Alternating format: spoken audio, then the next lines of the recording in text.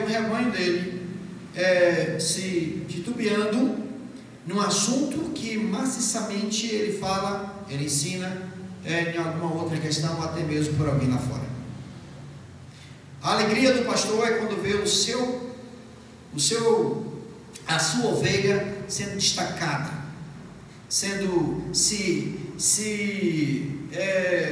seguindo as orientações, né, se aprofundando nas escrituras, sendo até mesmo um questionador. Eu sei que tem muitas pessoas que não gostam que perguntam, mas eu gosto que as pessoas perguntam. Primeiro que muitas das perguntas eu não sei, então me leva a consultar, a investigar, a perscrutar para saber responder. Então também me ajuda. Então perguntar é bom, meus queridos. Perguntar é bom. Não digo no sermão, ninguém levante a mão para perguntar, não. Mas tem um momento certo. Como fala aos Eclesiastes, há tempo para tudo. Tempo para falar, tempo para calar. Num momento como esse, você tem que estar em espírito de oração para ouvir o que Deus quer falar ao seu coração. Em escola bíblica dominical, você pode levantar a mão, você pode perguntar, você pode questionar. Mas a alegria do pastor é quando vê uma ovelha que se esmera, uma ovelha que perscruta, né, em conhecer mais e mais e mais nas profundezas das escrituras. E isto é a nossa incumbência quando assim fazemos.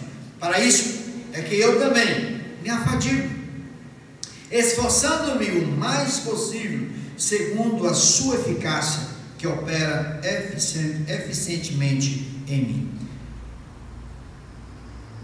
Quem está muito próximo a mim sabe o quanto eu ando afadigado, quanto eu ando preocupado com a igreja, o quanto eu ando ao mesmo tempo angustiado e ansioso. Esse angustiado e ansioso é bíblico quando se trata da vinda de Cristo, do encontro com Cristo, tá? Não se escandalize, né? Eu estou depressivo, não, eu estou angustiado e ansioso. Se quiser eu mostro na Bíblia, vou mostrar que é melhor, né? Senão vocês vão achar que eu estou falando de mim mesmo, mas a Bíblia fala melhor do que eu. Então vamos aqui para 2 Coríntios capítulo 5. Eu vou lhe mostrar que a Bíblia fala isso. Bota o verso 2.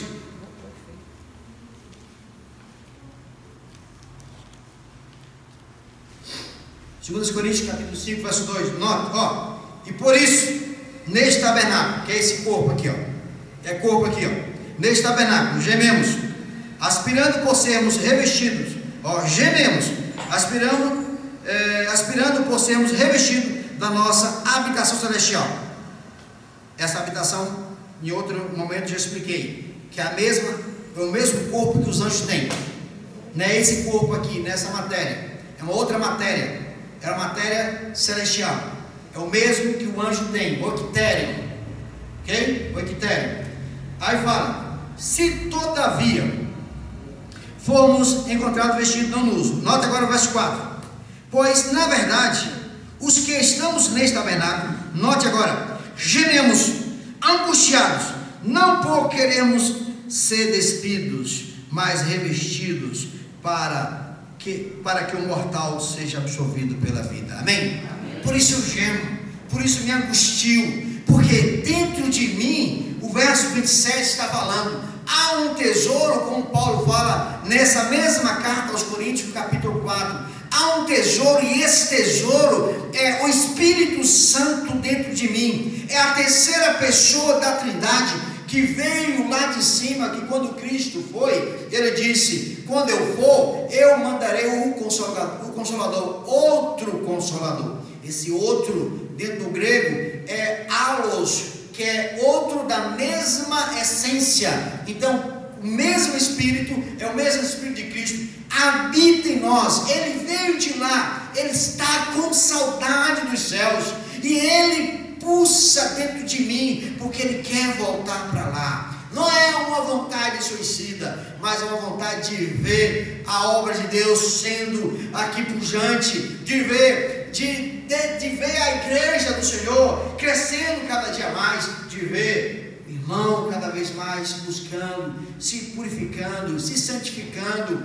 A nossa vida é essa quando nós aceitamos a Cristo. Como eu estava falando ontem para o nosso querido pai da irmã Suzy, né? Ele falando do que ele passou e tudo. Eu falei, mais do que nunca, a necessidade agora da gente tomar a decisão e tudo. Porque uma coisa eu falei da questão dos chamados. Tem um chamado à salvação, tem um chamado ao ministério. O chamado à salvação você pode escolher. Como o Senhor Jesus Cristo fala, eis que eu estou à porta e bato. Se alguém, que está falando isso com a igreja, mas aplica isso ao evangelismo. Se alguém ouvir a minha voz e abrir a porta, eu vou entrar, vou alegrar com ele, vai se alegrar comigo. Mas no que diz respeito ao ministério, esse chamado não tem opção, é o chamado para a obediência, assim como Jonas, entende? Então, nesse chamado da salvação, você tem a opção, você pode escolher, pode rejeitar, como o filho, o jovem rico, quando ouviu de Cristo e Cristo falou, olha, você precisa vender tudo para poder me seguir. Ele ficou triste, né? Porque o coração dele, o amor dele, estava preso às riquezas. Não que as riquezas levam a pessoa para o inferno, não, mas é o coração. Onde está o coração, ali está a idolatria da pessoa. E o que Cristo quer é que o seu coração seja aberto para que ele entre, para que esse tesouro, Cristo em vós, a esperança da glória, possa ser uma realidade na sua vida. Passa a ser uma realidade na sua vida. Passa a te conduzir, não mais você ser conduzido pela carne, pelo desejo da carne, mas ser conduzido pelo desejo do Espírito. E quando eu digo ser conduzido pelo desejo do Espírito, é a nova lei de Cristo impressa, como diz a palavra de Deus, na tua mente e escrita nas tábuas do teu coração.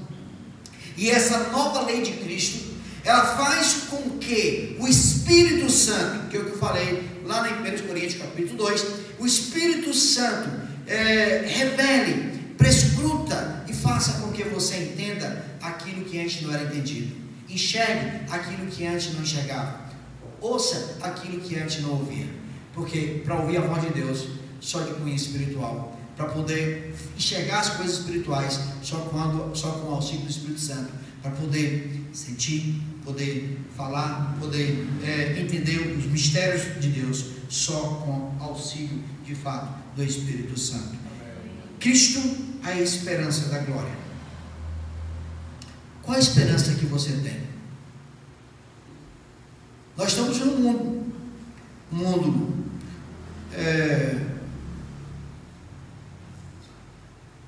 pessoas murmurentas, cada um reclamando mais do que o outro, cada um pecando mais do que o outro. Mas nós, igreja, estamos no mundo, mas não fazemos parte mais do mundo. Se a igreja está no mundo, ou aquele que se diz ser da igreja, como Paulo fala aqui no verso 23, se é que permaneceis na fé, alicerçados e firmes. Então há essa condicional. Tem os crentes nominais. Quem são os crentes nominais? São aqueles que professam, mas não vivem conformidade. Então, para a obra de Cristo, teoria não basta. Tem que ter teoria e prática. Tem que ter vida no altar. E dentro de outro contexto ele diz: quem não estiver vivendo assim, não estiver frutificando, porque todo crente tem que dar fruto, gera fruto, e que não frutificar, ele fala que Deus vai cortar. Deus vai cortar. E quando ele corta, a Bíblia fala que ele corta e lança o fogo para ser queimado. Então todo galho na videira que é Cristo, ele não pode ter desculpa de que não frutifica, porque a videira é perfeita e os nutrientes são perfeitos, a seiva é perfeita. Então o problema da inércia, do não dar fruto, da esterilidade, se esse é o problema seu, se é esse o problema da igreja batista remanescente, e é especificamente seu, eu recomendo que analise se esse mistério, Cristo em vós, a esperança da glória, de fato se faz presente. Porque Cristo em mim, de forma nenhuma, vai me conduzir a uma vida de relaxo. Cristo em mim, de forma nenhuma, vai me conduzir a uma vida em que eu decido e não deixo Ele decidir. Quando eu digo eu decido e não deixo Ele decidir, é quando eu estou mais propenso a ouvir a voz da carne do que a voz do Espírito. Porque a Bíblia fala que há uma militância entre a carne e o Espírito. O que isso significa? O Espírito está falando, falar e testemunhe, fale de mim, mas a carne não, tenho vergonha. Não, a pessoa está bem vestida, eu não posso ir lá falar para ele. Não, eu não estou bem, eu não estou. Então há essa militância. O Espírito está falando assim, para a igreja. Não, eu não vou para a igreja porque eu não estou bem. Eu estou meio resfriado. Eu cortei a unha, então cortei aqui a cutícula, eu não posso ir para a igreja. O Espírito está falando que você deve ser bênção na vida do seu irmão. Você não dá nenhuma importância para o seu irmão. O Espírito está falando que congregar é de extrema importância, é de muita importância, principalmente no tempo do fim que nós estamos vivendo. Mas você está falando assim, não, eu vou para a igreja quando eu quero, quando eu quero, como eu quero. Notem, será se Cristo em vós, esperança da glória, realmente faz parte da sua vida? Faz parte da sua vida, meu irmão, minha irmã? Se faz parte da sua vida, eu quero me desafiar nessa noite a mudar o seu comportamento, a mudar a sua atitude, a mudar a sua posição. A mudar é não mais permitir que você ouça a voz da carne, mas permitir que o Espírito Santo conduza, dirija, norteie, para que você seja um crente notado. Notado não por você mesmo, mas notado porque veio Cristo em você. Porque, como fala João, é necessário que eu diminua e que Cristo apareça. Cristo em vós é a esperança da glória. Será? Se é de fato? Será se você pode falar isso? Cristo em mim é a esperança da glória. Glória a Deus, aleluia. Está na casa do Senhor. É muito fácil fazer isso. É muito fácil falar isso. É muito fácil proferir. Mas é no dia a dia, meu querido. É quando você está diante do seu computador, é quando você está diante do trânsito, é quando você está diante do seu colega de trabalho, de futebol, de vôlei, seja lá o que for, é diante das iras, é diante de momentos em que mais o Espírito Santo quer te usar. Será que você está dando a voz? Cristo em mim, a esperança da glória. Cristo em vós, igreja, a esperança da glória. Será? Se nós, remanescentes, estamos fazendo por onde? Para que possamos proclamar Cristo na Igreja Batista Remanescente, a esperança da glória. Que esperança nós temos? Se eu quero, se eu penso e coloco como prioridade tudo, e Deus em segundo, terceiro, quarto plano. Se eu coloco em primeiro plano, emprego, casa, família e tudo, e Deus lá em segundo, terceiro plano. Priorizar Deus é uma das características de quem realmente tem Cristo no coração, de quem realmente entendeu esse mistério. Que mistério é esse? Cristo em vós, a esperança da glória. Priorize Cristo, priorize o Senhor, priorize a obra do Senhor, priorize a igreja de Cristo, porque tudo que você faz lá fora, Deus pode ter te usar na profissão que você exerce, seja médico, seja advogado, seja professor, seja gari, seja lá o que for, Ele pode ter te usar, mas tudo que você busca o aperfeiçoamento lá, nada disso vai te levar para o céu, nada disso você vai levar para o céu, mas tudo que você faz na obra de Deus, vai sim ter o reconhecimento do Rei dos Reis e Senhor dos Senhores, vai ter o reconhecimento de Jesus Cristo. Portanto, se aprimorem, porque Paulo encerra justamente com esta convicção de entregar cada um amadurecido diante de Deus, que é o que ele fala no verso 28, a fim de que apresentemos todo homem perfeito em Cristo. Eu quero apresentar a Igreja Batista Remanescente ao Senhor, amadurecida, perfeita, com uma maturidade cristã. Mas eu confesso, estou preocupado. Eu confesso que Cristo está quase voltando. E eu confesso, como é que está a maturidade da igreja? Como é que está como que a igreja está lidando com as coisas desse mundo. Cristo é vós, a esperança da glória. Faça jus a esse verso, a esse mistério que antes estava oculto. Sinta-se privilegiado, foi revelado a você. E como foi revelado a você, faz jus e passa a viver assim.